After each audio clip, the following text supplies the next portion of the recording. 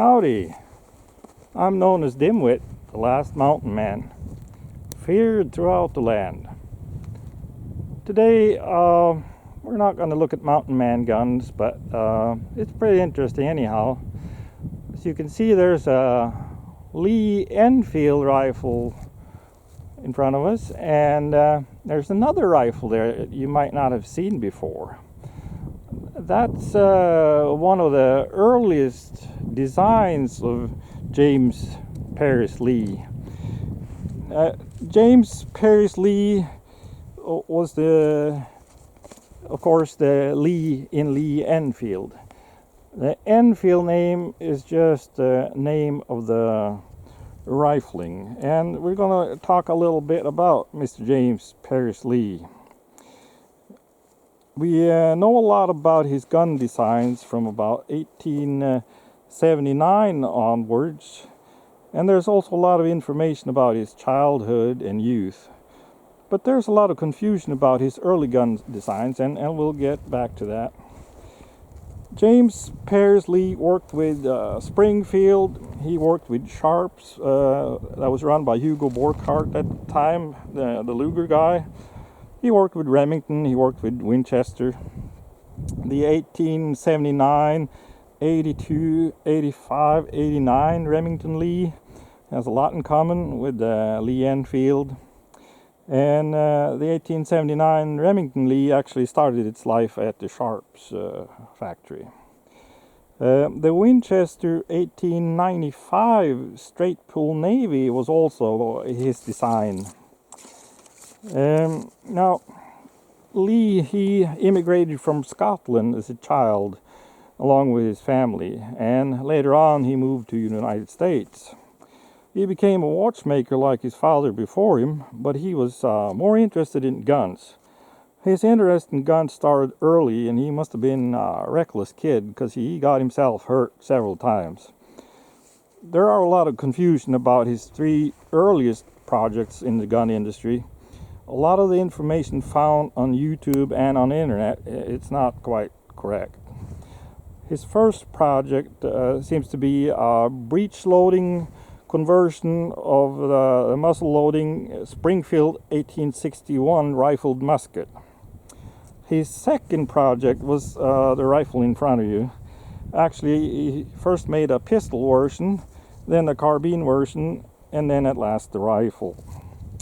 His third project was the 1875 Springfield vertical action, a single shot rifle with a mechanism similar to a Martini Henry, but with a big exposed hammer that you slapped forward to open the mechanism for loading.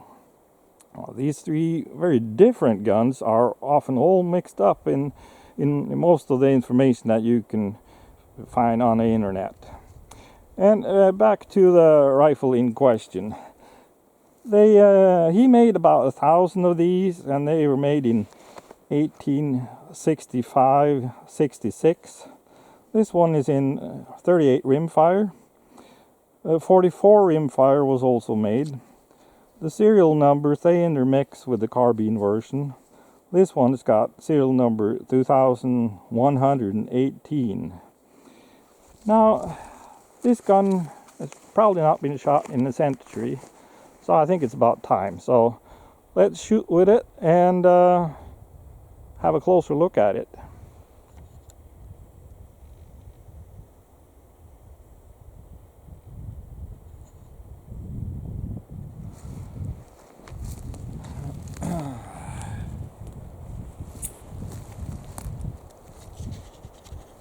Sorry. There we go. Now, first a closer look. Like that.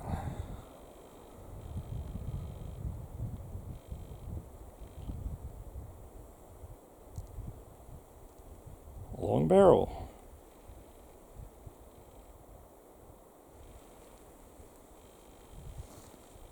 Beautiful gun.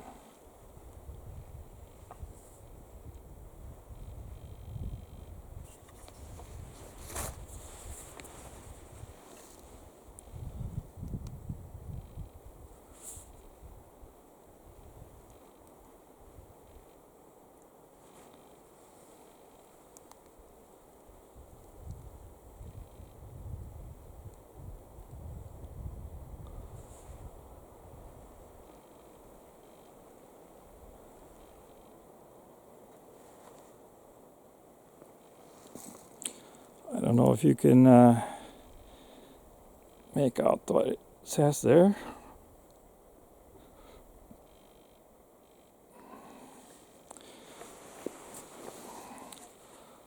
It says Lee's Firearms Company, Milwaukee, Wisconsin, patented July 22nd, 1862, something like that. Now, the way this works is of course the hammer's got half cock. Well, it's got a full cock. And, well, anyway, if you lift the hammer just a little bit, you can tilt it sideways. It tilts in here, and now it can be loaded. And it's got this thing that ejects the spent casings. Lift the hammer a little bit, and it pivots back, and you can pivot it back to where it belongs. When the hammer's down, the action is locked, and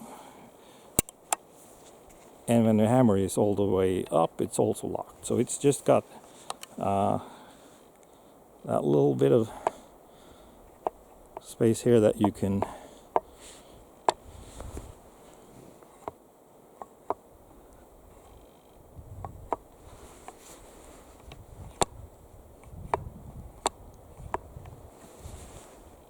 So let's shoot it. Now this is the cartridge. Now these are rimfire, but I managed to get a hold of these cartridges that are reloadable with these 6mm blanks.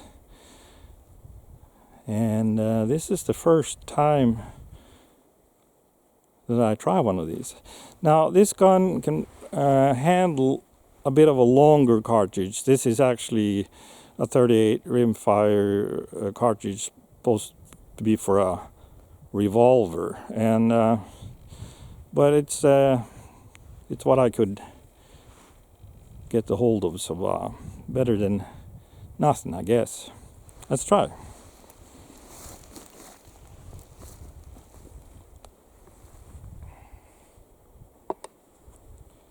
Now you have to make sure that that blank is positioned on the top of the cartridge. Okay. Safety.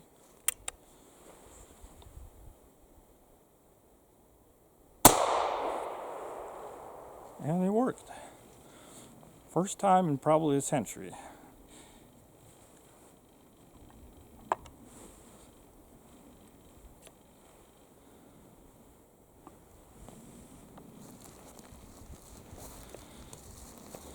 First time that casing ever been shot. It's already black. Well, that's black powder for you. Let's try it again. I'm not gonna shoot all these cartridges right now because I got a revolver in the same caliber that I'm gonna try later on. So let's see.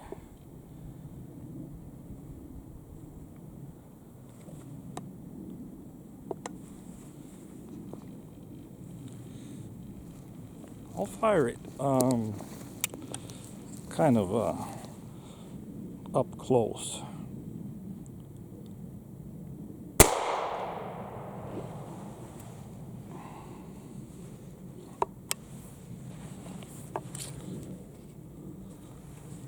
See?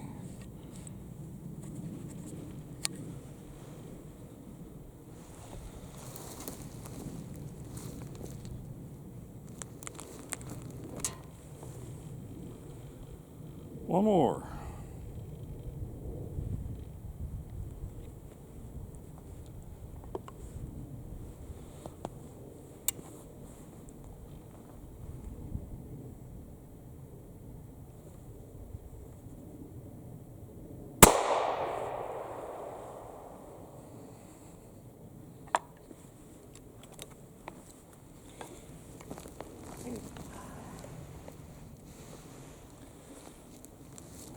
Yep. So there you have it. Kind of the great grandfather of the Lee Enfield, the greatest battle bolt action rifle ever made, they say, and I agree. I'm gonna make a lot more videos of some rare old guns that probably haven't been shot in a century. I already made a few, so check out my channel, and there'll be a lot more to come. So if you like old rare guns, if you like to see them put to use, you might want to subscribe. Now, the guns that I like the most are muzzle loading smoothbores, kind of mountainman guns, and I have a few videos of that. There'll be a lot more to come, so if you like that, be sure to subscribe as well. Like, you know, I got a lot of interesting things I want to show to you. So, catch you later.